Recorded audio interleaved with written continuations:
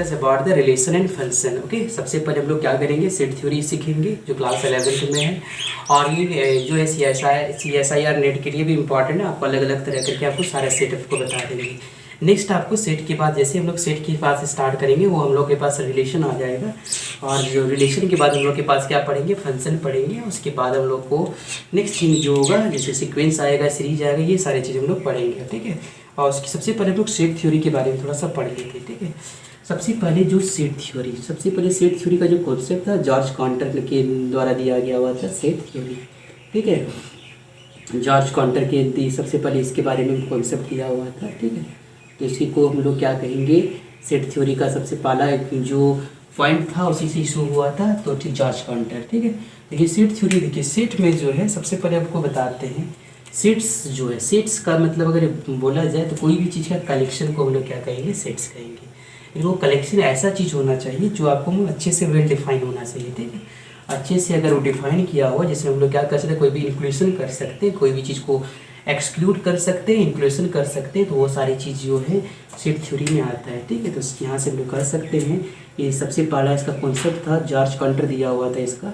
हम यहाँ पे कर सकते हैं, ये सेट थोड़ा सा डिफाइन के थ्रू से समझाते हैं। यहाँ पे set is a well defined. ठीक है, set is a well defined. ठीक है, set is a well defined of distance object. ठीक है, अलग अलग ऑब्जेक्ट का जो है distance objects.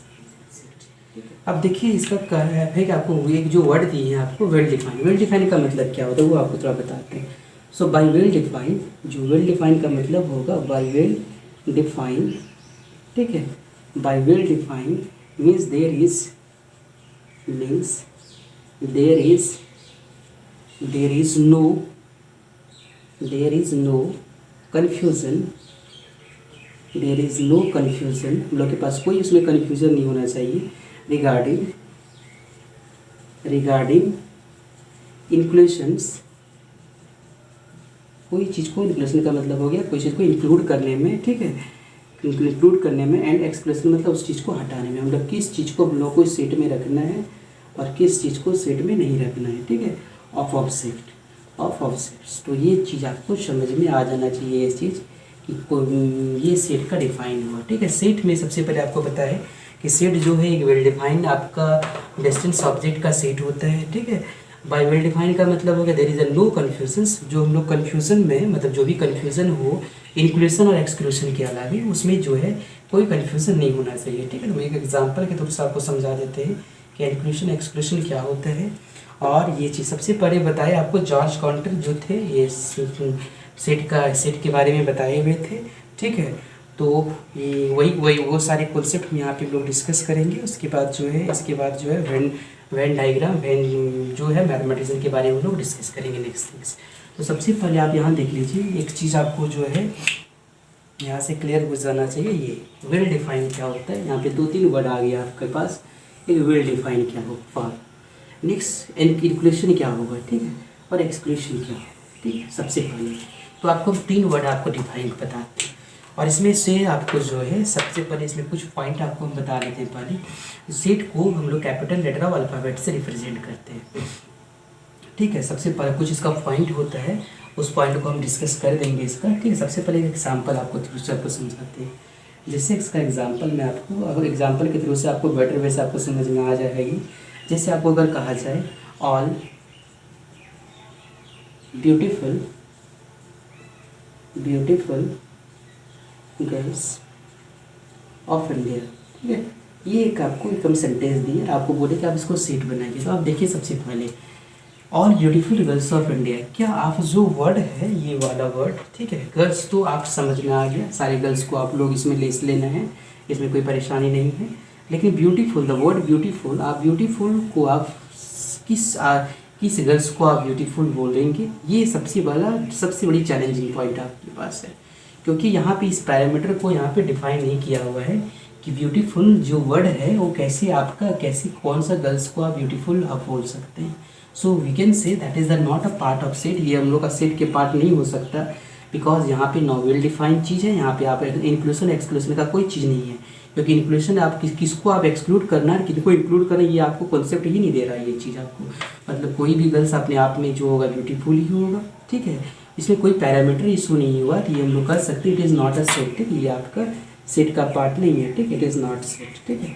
It is not set, ये सेट का पार्ट नहीं होता है, ठीक है। नेक्स्ट अगर हम लोग देखें, सबसे पहले all rich man of India, ठीक है। All rich man of India, तो आप समझ सकते हैं, तो आप इंडिया के हर रिच मैन आप समझ सकते हैं कि आप इसको सेट, आप इसको सेट मतलब इसमें कलेक्शन कर सकते हैं कुछ को कि कौन सा आदमी को आप इसको रिच बोलेंगे। इसका कोई पैरामीटर दिया हुआ नहीं है। रिचनेस जो है एक डिफाइन नहीं किया हुआ है यहाँ पे। रिचनेस का मतलब आप किस आदमी को रिचनेस बोल रहे हैं, that is not a define, okay. So we can say that is a not form set. ये आपका सेट नहीं, सेट का पार्ट नहीं है, ठीक है। It is not set, it is not set. क्यों नहीं सेट है, क्योंकि आपका यहाँ पे इंक्लूजन एक्सक्लूजन हम लोग नहीं कर सकते हैं। कौन सा पार्ट को हम लोग एक्सक्लूड करना है, कौन सा पार्ट को इंक्लूड करना है, इसमें हम लोग के पास नहीं है, तो हम लोग यहाँ पे इसको नहीं लिख सकते। नेक्स्ट है ऑल ऑनेस्ट मैन, ठीक है। All honest man, all honest man of India, ठीक है। आप समझिए, ये ऑनेस्ट मैन जो है, आप जो है इसको डिफाइन नहीं कर सकते। किसकी ऑनेस्टी आप कि कौन सा पैरामीटर से आप ऑनेस्ट को आप डिफाइन कीजिएगा, ये कोई पैरामीटर नहीं है आपका, तो आप इसमें ऑनेस्टी को आप डिफाइन नहीं कर सकते। इसमें कोई भी आदमी को किसको इंक्लूजन करना है, किसको एक्सक्लूशन करना है, तो आपको ये नहीं कर सकते। That is a not a set, ये सेट आपका नहीं है, ठीक है। ये चीज़ आपको समझ में आ जाना चाहिए। नेक्स्ट हम लोग लेते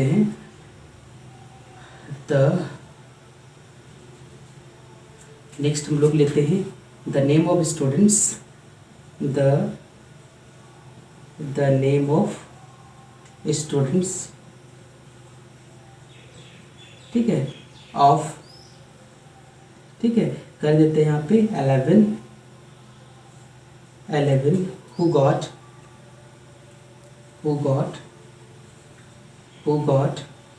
20 marks इन टेस्ट, ठीक। आप देखिए यहाँ पे, अगर कोई स्टूडेंट्स कोई क्लास में आप टेस्ट लिए, ठीक है, अगर कोई क्लास का आप टेस्ट लिए, उस क्लास में आपका जो बच्चा 20 मार्क्स लाया उसका नाम आपको कलेक्ट करना है, तो आराम से कर सकते हैं आप, इसमें कोई परेशानी नहीं है, क्योंकि यहाँ पे वेल डिफाइन है। ये आपका एक सेट है, तो ये चीज़ आपको समझ में आ जाना चाहिए। यहाँ से कोई इंक्लूशन एक्सक्लूड किसको, जैसे कोई बच्चा 12 नंबर लाया, उसको हम लोग एक्सक्लूड कर देंगे, ठीक है। कोई बच्चा 20 नंबर लाया, ठीक, उसको हम लोग क्या करेंगे, इंक्लूड कर लेंगे, ठीक है। कोई बच्चा जो है 18 नंबर लाया, उसको क्या है, उसको हम लोग एक्सक्लूड करेंगे। तो ये सारी चीज़ आपके इंक्लूशन एक्सक्लूशन में आता है, तो ये आपको समझ में आ जाना चाहिए कौन सा सेट्स है, कौन सा सेट्स नहीं है। सबसे पहले ये आप कुछ इसका पॉइंट होता है, आपको पॉइंट आपको डिस्कस के बाद आपको इसका एक प्रेजेंटेशन सिखाएंगे। उसके बाद जो है इसका जो सेट्स का जो क्लासिफिकेशन होता है on the basis of abstract algebra भी है इसका, ZN सेट, UN सेट, ये सारे सेट आपको हम डिस्कस करते हैं आपको, ठीक है। ये सारे आपको जब भी एब्स्ट्रैक्ट अलजेब्रा पढ़ते हैं तो वहाँ पे इसका यूज़ होने वाला है आपको। तो सबसे पहले जो पॉइंट होगा, ठीक है, सबसे पहले स्पेशल पॉइंट, जो पॉइंट है स्पेशल पॉइंट्स, ठीक है, स्पेशल पॉइंट्स। सबसे पहला जो है सेट को हम लोग क्या करते हैं, capital letter set, the set is denoted bye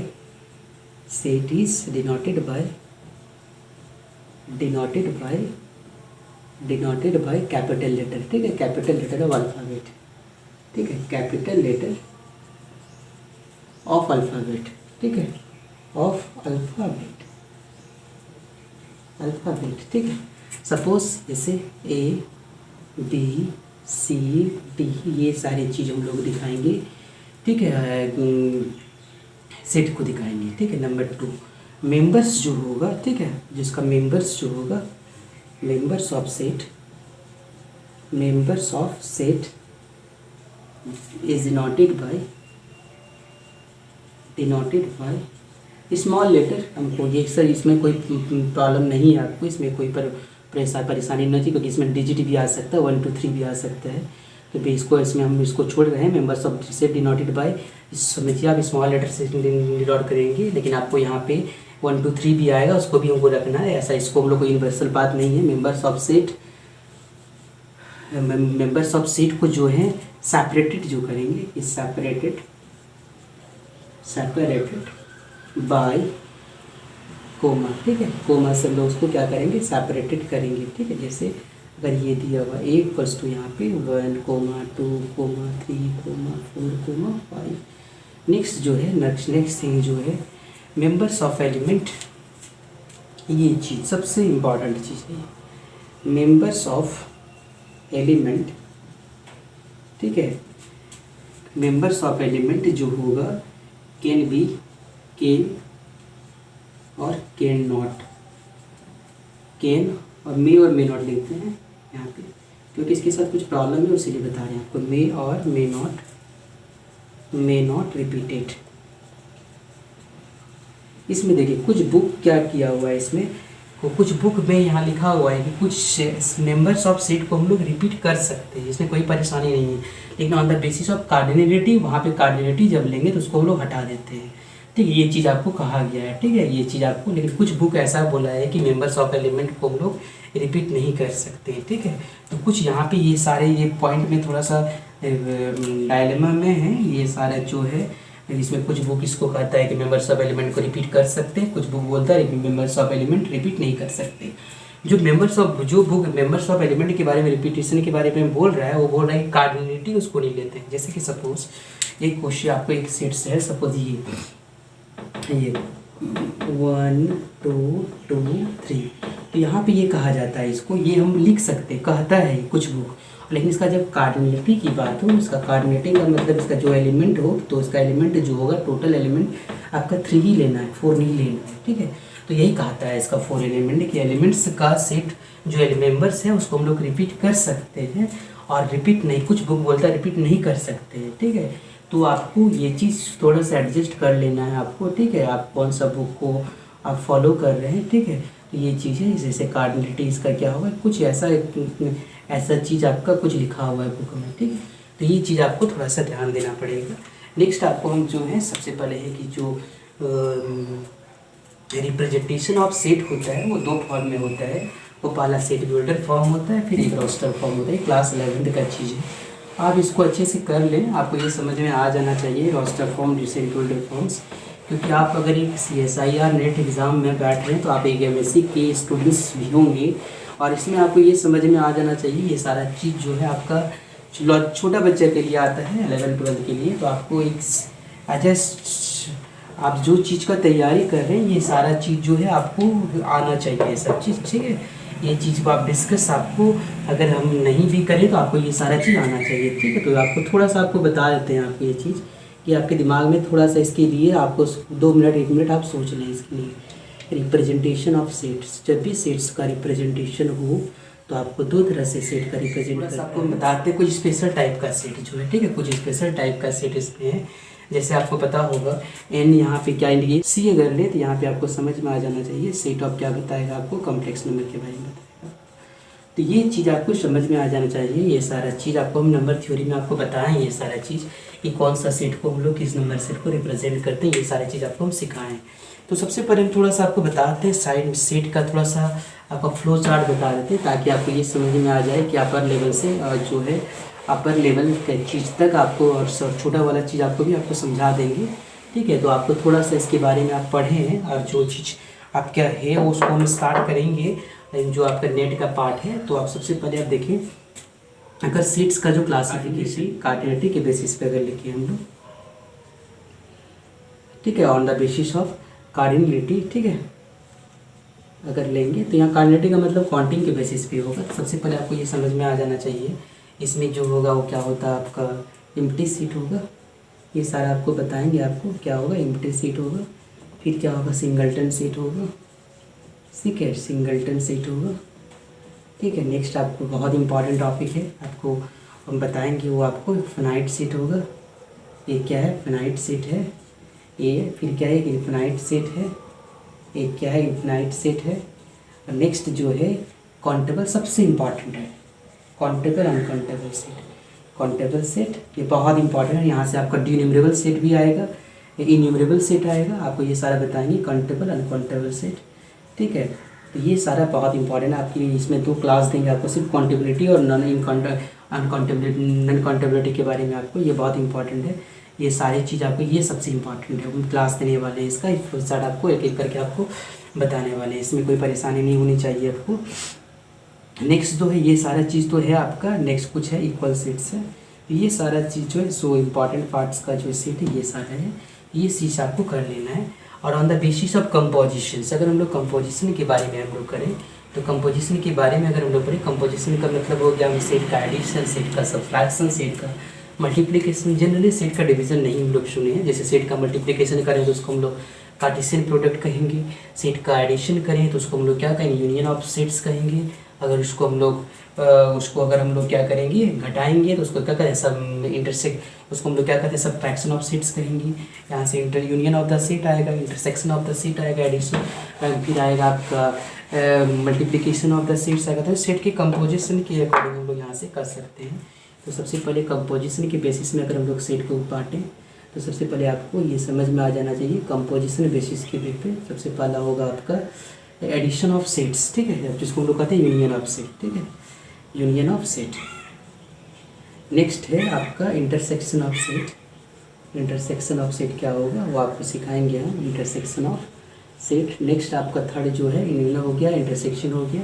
next आपको यूनियन इंटर हो गया, इंटरसेक्शन हो गया। नेक्स्ट हो गया प्रोडक्ट ऑफ सेट, इसे हम लोग कहते हैं कार्टेशियन प्रोडक्ट कहते हैं। प्रोडक्ट ऑफ सेट को हम लोग कार्टेशियन प्रोडक्ट कहते हैं।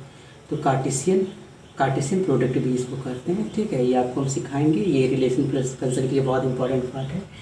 फिर क्या होगा, कंप्लीमेंट ऑफ सेट होता है। कंप्लीमेंट सेट जो यूनिवर्सल सेट होता है वहाँ से हम लोग कंप्लीमेंट भी निकालते हैं, तो यहाँ पे कंप्लीमेंट ऑफ सेट होगा। इंटरसेक्शन जो है आपको समझ में आ जाना चाहिए होगा, ठीक है, सब्ट्रैक्शन ऑफ सेट होता है, सब्ट्रैक्शन, ठीक है, सब्ट्रैक्शन ऑफ सेट होगा। ये आपको समझ में आ जाना चाहिए सारी चीज़ आपका, ठीक है। ये तो कंपोजिशन के बेसिस में था, और सारी चीज़ें आपको ये कम से कम ये सारी चीज़ आपको समझ में आ जाना चाहिए। नेक्स्ट है हम लोग कंपोजिशन हो गया, नंबर 3 था। नंबर 3 हम लोग क्या करेंगे, सेट्स का जो क्लासिफिकेशन करेंगे on the basis of third जो है हम लोग पॉइंट सेट टोपोलॉजी हम लोग जब आपको बताएंगे आपको, तो वहाँ पे आपको समझ में आ जाएगा पॉइंट्स ऑफ सेट टोपोलॉजी के में वहाँ पे। तो यहाँ पे पॉइंट सेट टोपोलॉजी में जो होगा, पॉइंट सेट टोपोलॉजी 2 नंबर का होता है। सबसे पहला जो होता है आपको हम सिखाएंगे, पहला रियल नंबर का, फिर क्या होगा आर स्क्वायर का, ठीक है। 2 नंबर का आपको पॉइंट सेट टोपोलॉजी आपको सिखाने वाले हैं। वहाँ से आपको बहुत अच्छा सेट मिलने वाला है आपको। वहाँ से ओपन सेट मिलेगा आपको, क्लोज सेट मिलेगा वहाँ से आपको, फिर डेंस सेट मिलेगा आपको वहाँ से, ठीक है, डेंस सेट मिलेगा वहाँ से आपको, फिर वहाँ से आपको परफेक्ट सेट मिलेगा, ठीक है, परफेक्ट सेट मिलेगा। नेक्स्ट मिलेगा क्लोजर ऑफ सेट मिलेगा, ठीक है, क्लोजर ऑफ सेट। ये सारा सेट्स वहाँ से हमको मिलने वाला है, ठीक है। नेक्स्ट आपको डेराइव सेट होगा, ठीक है, derive set the collection of all limit point, आपको पता होगा डेराइव सेट, ठीक है, ये डेराइव सेट मिलने वाला है। तो ये सारे आपको पॉइंट सेट टोपोलॉजी के बेसिस में आपको मिलने वाला है।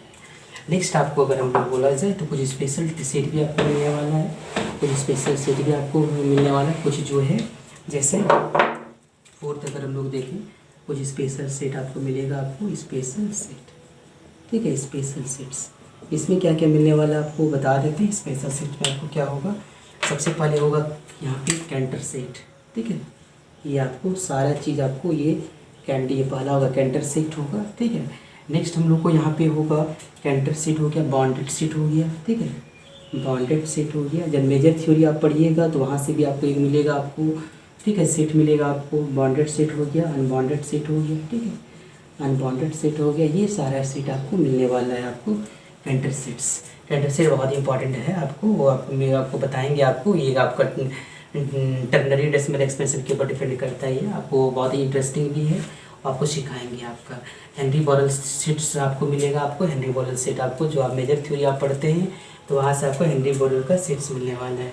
कुछ सेट्स हो सबसे इंपॉर्टेंट सेट्स, ठीक है, सबसे इंपॉर्टेंट सेट्स जो है और वेस्टेक्ट अलजेब्रा में आपको मिलने वाला है, ठीक है, सबसे इंपॉर्टेंट सेट जिसको आप ग्रुप कभी कभी इसको ग्रुप में भी हम लोग लेके पढ़ते हैं, ग्रुप का ही चीज़ है वो, ठीक है। तो सबसे पहले जो आपको ऑन द बेसिस ऑफ वेस्टेक्ट अलजेब्रा अगर देखें, वेस्टेक्ट अलजेब्रा के बेसिस पे आपको जो है कुछ मिलने वाला है आपको। जैसे पहला होगा आपका ZN सेट, ठीक है, ZN सेट होगा। नेक्स्ट आपका UN सेट होगा, ठीक है। नेक्स्ट होगा आपका Q4 सेट, ठीक है, फिर होगा Q4 हो गया आपका। फिर होगा आपका नेक्स्ट हो गया अल्टरनेटिंग ग्रुप भी कहते हैं, AN वाला उसको छोड़ देते हैं, उसको SN सेट के बारे में आपको पढ़ेंगे, SN ग्रुप भी है, ठीक है। एसएन होगा, फिर होगा डीएन डिहाइड्रल ग्रुप है, उसको डीएन सेट भी हम लोग की तरह से हम लोग पढ़ेंगे उसको। फिर जनरल लिनियर सेट होगा JLN, ठीक है, वो हम लोग पढ़ेंगे। फिर SLN, ये ठीक है, ये सारा जो है आपका JNNF होगा, यहाँ पे आप लिख दीजिए यहाँ पे। तो यहाँ सारा चीज़ आपको जो है ग्रुप के व्यू से हम लोग इसको पढ़ेंगे, ताकि जो है सेपरेट वे से, जैसे SN ग्रुप है, ठीक है, DN ग्रुप है, डिहाइड्रल ग्रुप जिसको कहते हैं, अरे परमुटेशन ग्रुप होता है, ये सारी चीज़ आपको सीखने वाले हैं आप। और यहाँ से K4 भी है, यहाँ पे एक छोटा हुआ है K4 है, और सारे बहुत सारे हैं। तो आपको एब्स्ट्रैक्ट अलजेब्रा की व्यू से आपको ये सीखना है ZN सेट क्या होगा, आपको ये सारे कुछ आपको कॉन्सेप्ट ZN के बारे में आपको बताएं। कॉन्फ्रेंस मॉडलों में UN सेट होगा आपका, फिर Q4 है क्वाड्रेंट सेट हो गया आपका, K4 कैलियन ग्रुप भी किसको कहते हैं, जनरल लिनियर सेट हो गया, और सिंपल लिनियर सेट हो गया, ठीक है, और ये आपका UN सेट हो गया। तो ये सारी चीज़ आपका है, इसका 1 बाय 1 करके आपको डिस्कस करेंगे। Okay, thank you.